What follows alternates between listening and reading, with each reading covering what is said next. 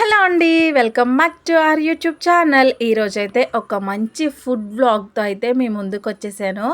ఏంటి అంటే సాంబార్ రైస్. ఇది వంట రాని వాళ్ళు, అలాగే బ్యాచిలర్స్కి, ఇంకా పిల్లలకి స్కూల్కి టైం లేదన్నప్పుడు, ఇంకా వెజిటేబుల్స్ ఏవైనా లేవు అనుకున్నప్పుడు ఈ సాంబార్ రైస్ చేయండి, సూపర్గా ఉంటుంది. మన కిచడి లాగే ఉంటుంది, కానీ నీళ్ళు ఎక్కువ పోసి చాలా బాగా వండుతాము. సో ప్రాసెస్ అయితే చూసేద్దాం. ఫస్ట్ పప్పు అలాగే బియ్యంని మంచిగా కడిగి పక్కన పెట్టేసుకోండి. ఇంకా నిమ్మకాయ సైజ్ అంత చింతపండుని నానబెట్టుకోండి. ఇంకా మీరు సాంబార్ రైస్లోకి ఎలాంటి వెజిటేబుల్స్ కావాలో అన్ని వెజిటేబుల్స్ కట్ చేసుకొని పక్కన పెట్టుకోండి. మేమైతే ఆనియన్స్, టమాటా, మునక్కాయ, బీన్స్, క్యారెట్ వేసాము. మీరు ఇంకా సొరకాయ వేసుకోవచ్చు, ఇంకా ఆలు కూడా వేసాము. మీరు ముల్లంగి, గుమ్మడికాయలు అన్నీ మీకు కావాల్సినవన్నీ, ఎన్ని వెజ్జీస్ ఉంటే అంత హెల్తీగా ఈ సాంబార్ రైస్ ఉంటుంది. వెయిట్ లాస్ అవ్వాలనుకున్న వాళ్ళకి కూడా మంచి రెసిపీ. డిన్నర్కి కానీ అలాగే బ్రేక్ఫాస్ట్కి, లంచ్కి, ఎందులో అయినా ఇది ఒకసారి ట్రై చేయండి. ఒక చిన్న బౌల్ తింటేనే కడుపు నిండిపోతుంది మనకి. ఫస్ట్ అయితే గిన్నె పెట్టుకొని నూనె కానీ నెయ్యి కానీ వేసుకొని అందులో కొంచెం జీలకర్ర, ఉల్లిపాయలు మగ్గిపోయిన తర్వాత టమాటాలు, ఇంకా మనం కోసి పెట్టుకున్న వెజిటేబుల్స్ అన్నీ వేసుకొని మంచిగా నూనెలో వేయించుకోవాలి, మగ్గనివ్వాలి. ఎంత కలర్ఫుల్గా ఉందో చూడండి. మీరు ఎన్ని వెజిటేబుల్స్ యాడ్ చేసుకుంటే అంత బాగుంటుంది. తర్వాత కొద్దిగా ఇంగువ, కడుపు ఉబ్బకుండా ఉండడానికి, గ్యాస్ ప్రాబ్లమ్స్ రాకుండా ఉండడానికి. ఇంకా ఇది మంచిగా మూత పెట్టి మంచిగా మగ్గించుకుందాము. ఇంక ఈలోపు మనం చింతపండును ఆల్రెడీ నానబెట్టాం కదా, పులుసు తీసుకుందాము. మీరు తినే పులుపుని బట్టి చింతపండు రసం అనేది తీసుకోండి. ఇంకా చింతపండు రసం తీసుకున్న తర్వాత అందులోకి కొద్దిగా కారం, ఉప్పు, ఇంకా సాంబార్ మసాలా. ఎక్కువ మసాలాలు యాడ్ చేయకండి, అంత బాగుండదు టేస్ట్ అనేది.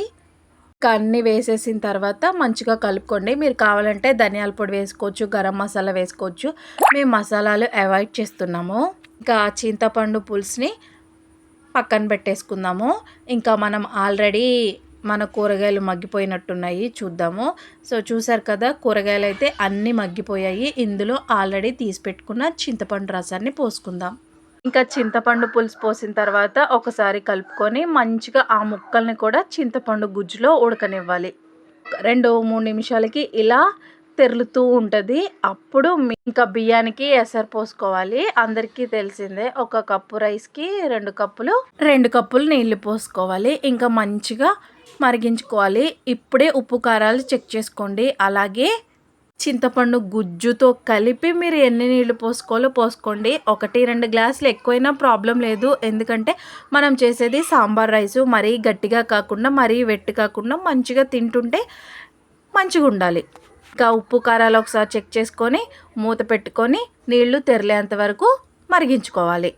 2 నిమిషాల తర్వాత నీళ్లు మరలుతున్నప్పుడు తీసి ఆల్రెడీ ముందుగానే కడిగి పెట్టుకున్న మన పప్పు బియ్యాన్ని ఇందులో వేసుకోవాలి. ఇంకొక చిన్న టిప్పు, మీరు పెసరపప్పుతో కూడా చేసుకోవచ్చు, చాలా టేస్టీగా ఉంటుంది.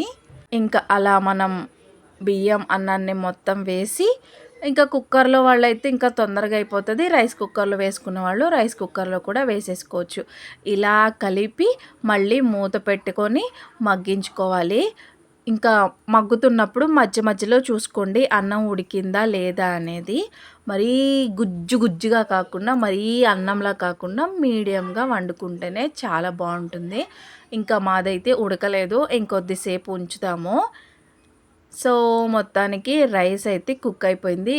ఇలా మరీ జారుగా కాదు, మరీ గట్టిగా కాదు, ఈ కన్సిస్టెన్సీలో ఉంటే మన సాంబార్ రైస్ అనేది రెడీ అయిపోయినట్టు. సో చూసేసారు కదా, వెయిట్ లాస్కి కానీ ఫుడ్ మంచి ప్రోటీన్ అందడానికి ఎంతో సూపర్ టేస్టీగా ఉండే సాంబార్ రైస్ అయితే రెడీ అయిపోయింది.